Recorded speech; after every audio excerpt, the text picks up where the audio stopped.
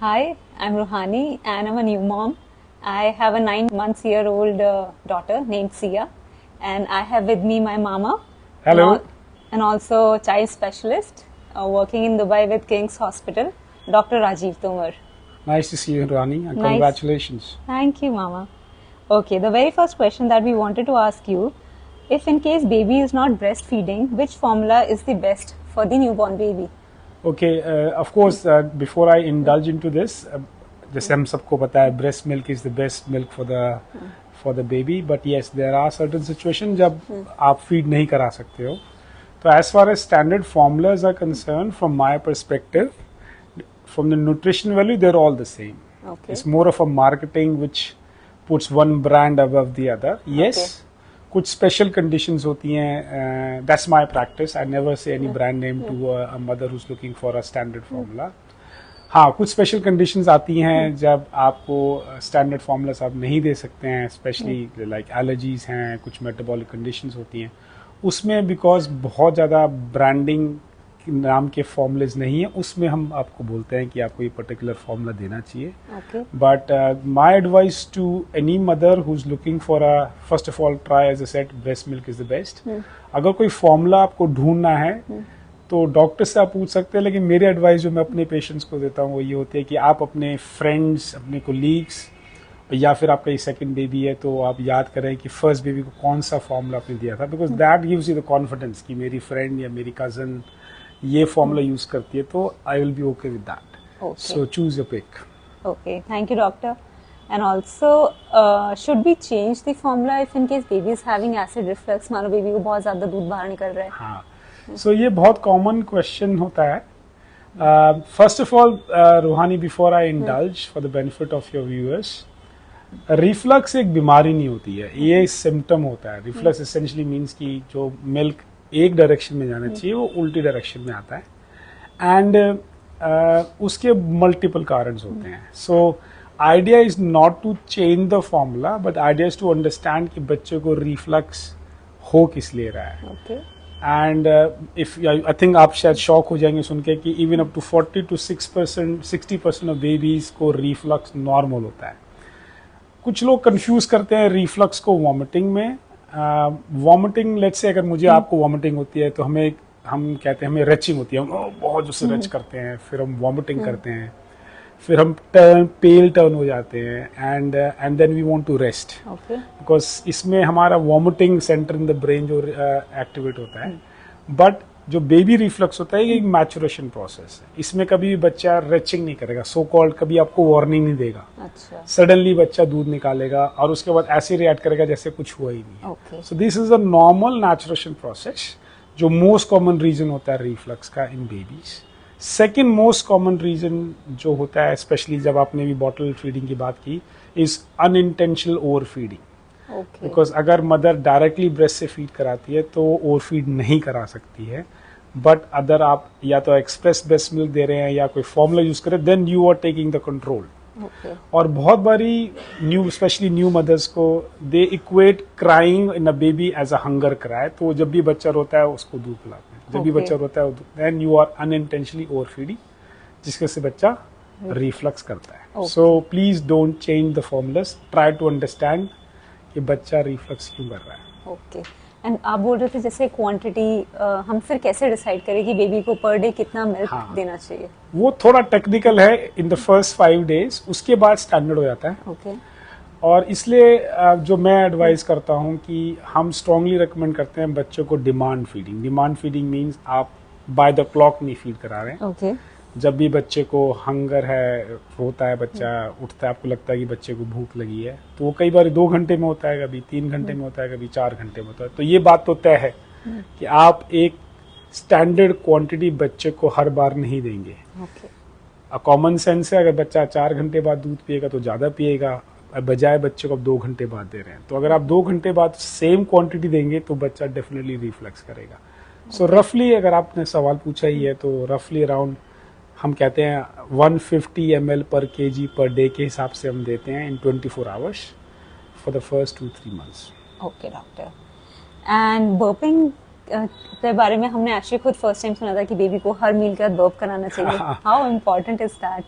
Burping is important, but अगर बच्चा burp नहीं करता वो डिजास्टर नहीं है. ओके. बर्पिंग एसेंशियली मीन्स कि जब बच्चा स्वॉलिंग कर रहा है तो अगर उसका लैच प्रॉपर नहीं है तो it might take little bit of excessive air with the milk, and because stomach जो कैपेसिटी है वो लिमिटेड होती है, तो you want more milk and less. इसी बात पे मैं एक बात बोल देता हूँ, बच्चों में एक रिफ्लक्स होता है, rooting and sucking reflux. So वो सिर्फ न्यूबॉर्न्स में ही देखने को मिलता है, and is there for a reason. So जब भी आप फीड कराएं बच्चे को तो कॉमनली माँ अनइंटेंशनली गलती करती है कि वो निपल को बीच में डालती है ऐसे, एंड बच्चा सील ऐसे पकड़ता है.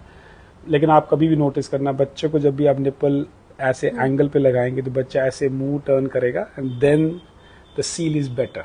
उसमें बच्चा मिल्क ज्यादा पिएगा और एयर कम पिएगा. सो बर्पिंग अगर होती है तो बहुत अच्छी बात है, नहीं होती है तो आपको परेशान नहीं होना. It's not a disaster. Okay. Okay. And हमने एक और चीज नोटिस की कि बच्चा हर मील के बाद हिकअप्स लेता है और बहुत देर तक लेता है, 10-15 मिनट. तो वो इज इट नॉर्मल और चलता है तो कब तक चलता है? देखो रूहानी, इसको समझने का बेस्ट तरीका ये होता है कि जब बच्चा माँ के पेट के अंदर होता है तो माँ सब कुछ करती है. फॉर एग्जाम्पल बच्चे के लंग्स फंक्शनल नहीं होते जब अंदर होता है, because he or she is not suppose to breathe inside. तो बच्चा की इंटेस्टाइन काम नहीं कर रही होती because they are not suppose to feed by themselves.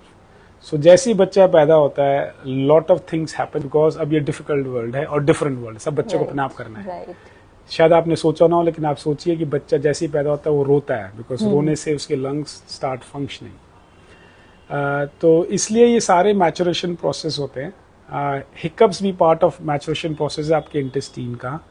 So hiccups, अभी मैंने आपको रिफ्लक्स के बारे में बताया, वो भी बहुत कॉमन है. हिकअप्स बहुत कॉमन है. तो ये पार्ट ऑफ एक मैचुरेशन प्रोसेस है, and this is the way of the baby trying to learn and adapt to the new world. Thank you. Amar का क्वेश्चन था basically, Amar is my husband. So you wanted to know कि जब baby पेट में होता है वो breathe नहीं कर रहा होता, वो एकदम से बाहर आके अपनी फर्स्ट ब्रेथ लेता है, तो मतलब बेबी को पता कैसे चलता है कि अब मुझे ऐसे ब्रीथ करना, और अंदर कैसे फिर वो सर्वाइव करता है?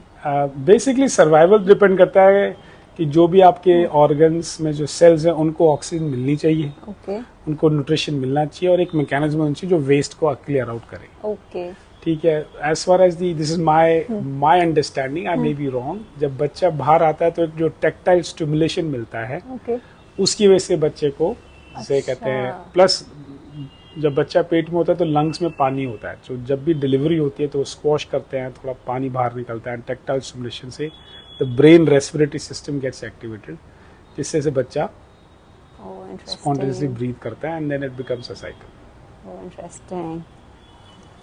और हमने ये भी सुना और हमने एक्सपीरियंस किया है न्यूबॉर्न बेबीज को जॉन्डिस बहुत बढ़ता है, तो उसके लिए क्या क्या प्रिकॉशंस लेने चाहिए और कितने टाइम तक चलता है?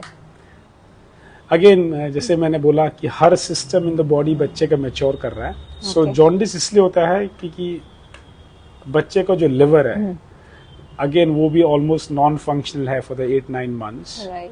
उसको मैच्योर होने में 2 वीक्स लगते हैं. तो 60% बच्चे को जॉन्डिस होती है. ओके. जॉन्डिस कर अगर आप बहुत टेक्निकल टर्म्स में जाएंगे तो बच्चे के अंदर जो हीमोग्लोबिन होता है वो भी डिफरेंट होता है. ओके. तो जो जॉन्डिस होता है एक केमिकल कंपाउंड जिसे हम बिलिरुबिन बोलते हैं, वो एक बाय प्रोडक्ट है आपके रेड ब्लड सेल्स का. तो न्यूबॉर्न बेबीज का क्योंकि डिफरेंट हीमोग्लोबिन था वो चेंज हो रहा है, तो उसमें रैपिड टर्नओवर होता है जिसकी वजह से उसका जॉन्डिस लेवल बढ़ जाता है. और लिवर बिकॉज मैच्योर नहीं है तो इसलिए वो थोड़ा टाइम लेता है. अगर आपके बच्चे को जॉन्डिस बियॉन्ड 2 वीक्स है तो आपको डेफिनेटली अपने डॉक्टर्स को देखना चाहिए, स्पेशली अगर उनके पॉटी का कलर तब तक चेंज नहीं हुआ है, इन द सेंस कि वो अभी भी चिकनी मिट्टी की तरह है, वाइट कलर का है, पेल कलर का है. सो जॉन्डिस बियॉन्ड 2 वीक्स विद आपके बच्चे की पॉटी कलर जो पेल है और वाइट है, इज अ अलार्मिंग साइन. आपको डेफिनेटली अपने डॉक्टर्स के पास जाना चाहिए. Okay. Okay. Point to be noted. तो जैसे आप बोल रहे थे हम पॉटी के कलर पे कौन कौन से कलर पे अलार्म हो जाएं, एंड सेकेंडली व्हाट इफ अगर बच्चा 3-4 दिन तक पॉटी नहीं करता, newborn baby specially? As far as colour is concern, सिर्फ 2 कलर का ध्यान रखना है आपको। एक तो मैंने आपको बताया ये चौकी वाइट क्ले चिकनी मिट्टी वाला कलर, दूसरा red which is blood. Okay बाकी जो भी कलर होते हैं चाहे वो ग्रीन हो, मस्टर्डी येलो हो, ब्राउनिश हो, ऑरेंज हो, सब नॉर्मल होते हैं। ओके ठीक है, वो आपको नहीं परवाह करनी है। एंड अगेन जो आपने पूछा बच्चे ने पॉटी नहीं करी 2-3 दिन तक, तो नॉर्मल, वो भी एक नॉर्मल प्रोसेस है। ओके अगेन नेचुरल प्रोसेस है। जनरली ब्रेस्ट फीडिंग बच्चे दिन में 6 से 8 बारी पॉटी कर सकते हैं। ओके अगेन वो भी एक पार्ट ऑफ मैचुरेशन है। अगर हम अडल्ट्स को 6 से 8 बारी पॉटी आती है तो this is diarrhoea for us, Right. But it's normal for babies. Similarly प्रोडोमिनेटली अगर बच्चा फॉर्मूला फेड है उसकी स्टूल फ्रीक्वेंसी कम होती है। Okay so once into 3-4 days, even 5 days is normal, provided बच्चे की टमी नहीं फूल रही है, बच्चों को बहुत ज्यादा एक्सेसिव वॉमिटिंग नहीं हो रही है और बच्चा पेन में नहीं है। So these are all reassuring science. Okay got it. One more question, तो पैसिफायर्स ठीक रहते हैं बेबीज के साथ? हमने सुना है कि दांत टेढ़े आते हैं पैसिफायर से। देखो, अगर टेक्स्ट बुक के हिसाब से जाओगे तो pacifiers are not recommended, but personal experience से they can be life savers, okay but it has to be used with caution. So pacifier problem तब करते हैं जब पेरेंट्स सोचते हैं बच्चा रो रहा है तो उसको मुंह में पैसिफायर दे दो। That's a wrong approach. Pacifier जो मैं रिकमेंड करता हूँ अपने पेशेंट्स को वो ये है कि whenever you're in a social gathering या आपको बाहर जाना है and you feel that you might be causing a little bit problems to the others convenience, तो आप बच्चों को now and then दे सकते हैं, but every cry is not a pacifier. Okay तो हाँ, अगर बेबी रोता है तो what all are the reasons? One could be hunger. Yes, good question. बच्चा स्पेशली न्यूबॉर्न बेबीज, अगर मैं आपको बोलूँ कि 2 घंटे 2 hours in 24 hours is a normal way of crying.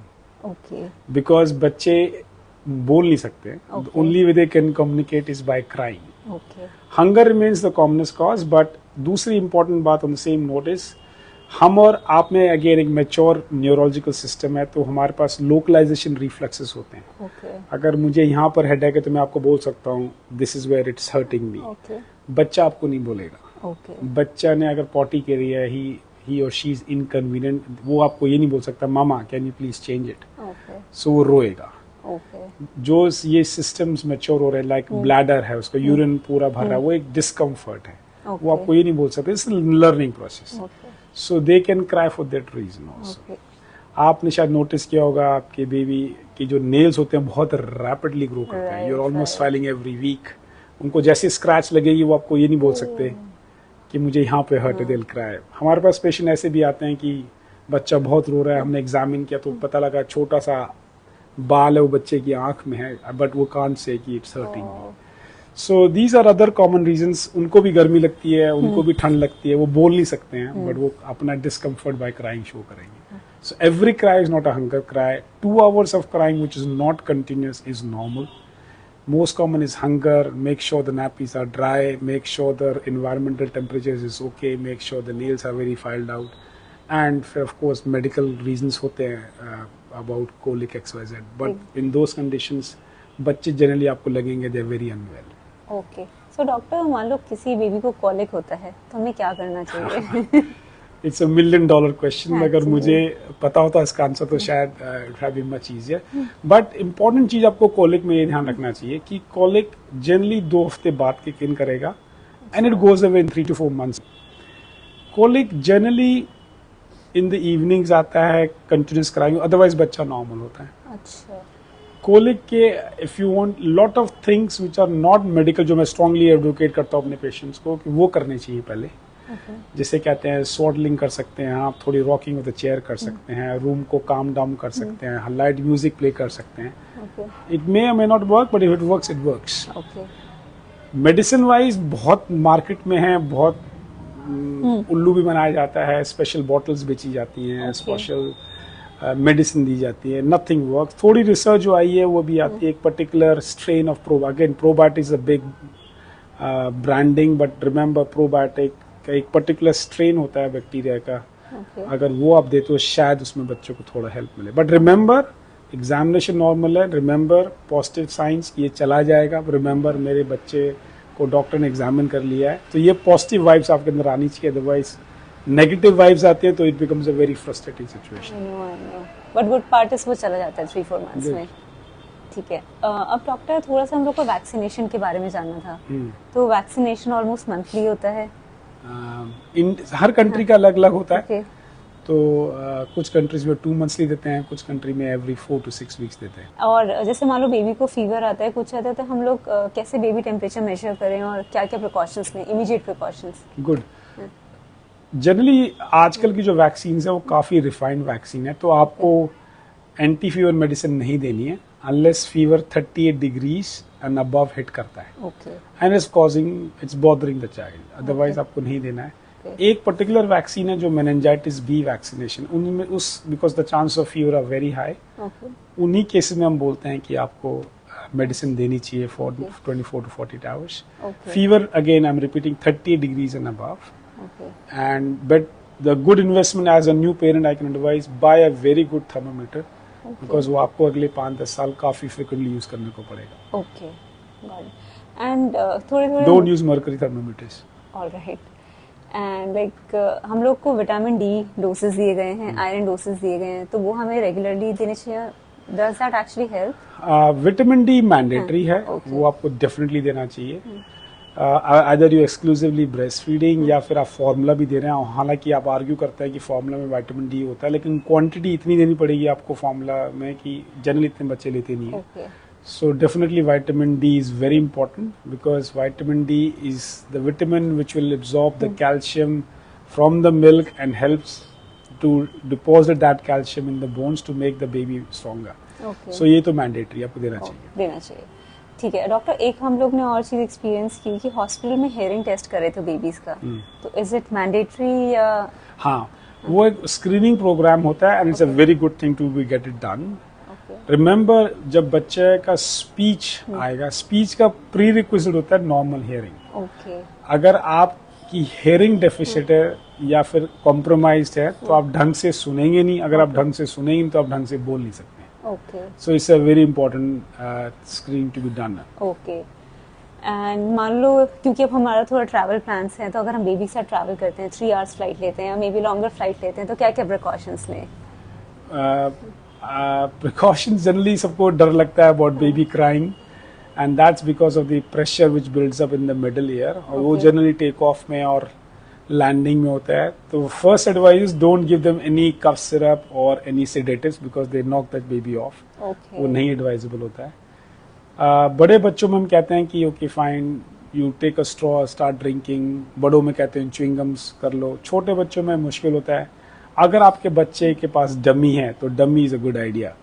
The whole idea is बच्चे को थोड़ा सा ओरल सकिंग मूवमेंट करना है to neutralise the pressure in the middle ear.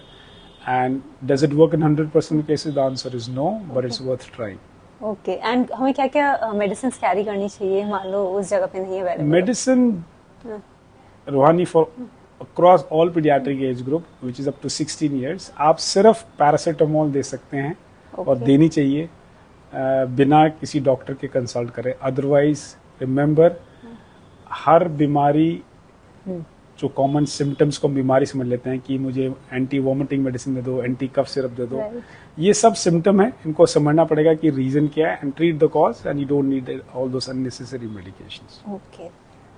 And one final question, it's on the milestones. तो हम लोग क्या क्या माइलस्टोन्स के लिए कॉशियस रहें कि जैसे फॉर एग्जांपल सी अब 9 months की हो गई है, वो क्रॉल करने लग गई है, 2 हमें लग रहा था तो थोड़ा लेट क्रॉल कर रही है, बट हम लोग ने इतना लोड नहीं लिया, तो जस्ट रफ आइडिया कि क्या क्या माइलस्टोन्स होते हैं बेबीज के? माइलस्टोन्स मल्टीपल होते हैं।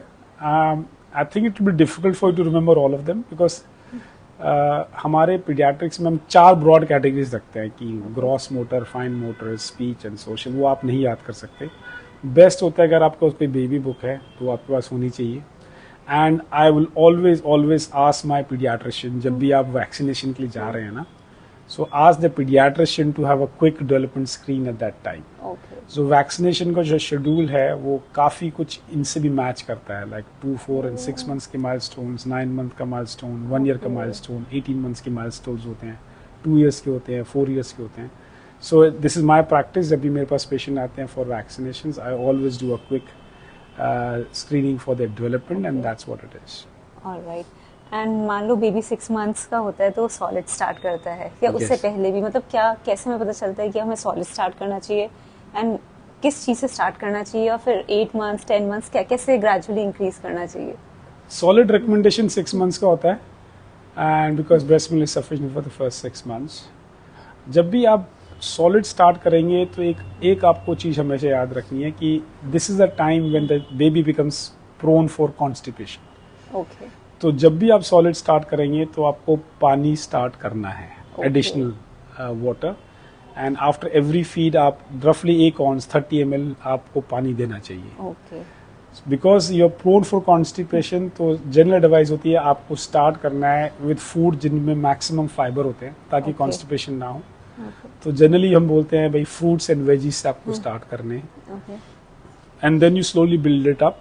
आइडिया होता है कि बाय द फर्स्ट बर्थडे आपको बच्चे को सब कुछ एक्सपोज करना है जो आप खाते हैं, of course with less spices and no sugars and salt, and we don't advise honey to be introduce in the first 1 year, एंड that's how it is.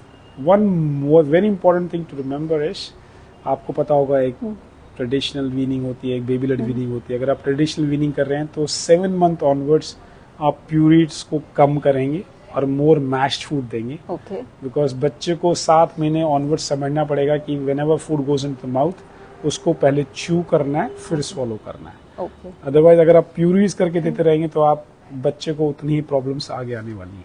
Okay. तो हम चोकिंग हजार्ड से कैसे बचें? एंड सेकेंडली आपको baby led weaning patient. Choking hazard, of course choking होती है जो things which can make a baby choke, वो सिर्फ फूड नहीं होता है, वो मटेरियल्स भी होते हैं. इसलिए कोई भी लूज चीज़ें घर में नहीं होनी चाहिए जो बच्चा, specially when they start crawling. Most notorious one होते हैं आपके बैटरीज एंड आपके ग्रेप्स. अगर आप बच्चा को ग्रेप्स दे रहे हैं तो make sure you cut them into 1/4, squash them. Button batteries, दोस्तों जो कॉमन चीज़ होती हैं वो नहीं है, आपको रखनी चाहिए, आउट ऑफ एक्सेस होना चाहिए बच्चों के बारे में. एंड बहुत लोग चोकिंग को और गैगिंग में कंफ्यूज करते हैं. ओके. गैगिंग एक नॉर्मल, बिकॉज आप सॉलिड दे रहे हो तो बच्चा ओ करेगा, that is not choking. Choking means it is actually blocking the your breathing airway, तो बच्चा नीला पड़ता है, ओके. सांस लेना बंद कर, that is classical choking. Otherwise mostly बच्चे को गैगिंग होती है एंड दैट्स इजीली मैनेजेबल अपने आप सेल्फ.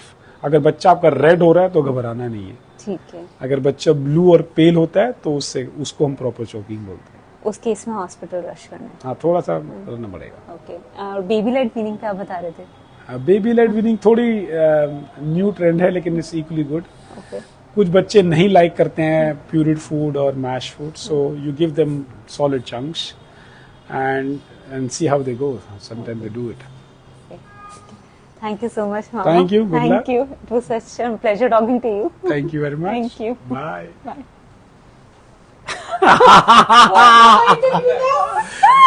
बताइए, अच्छा से बन गया.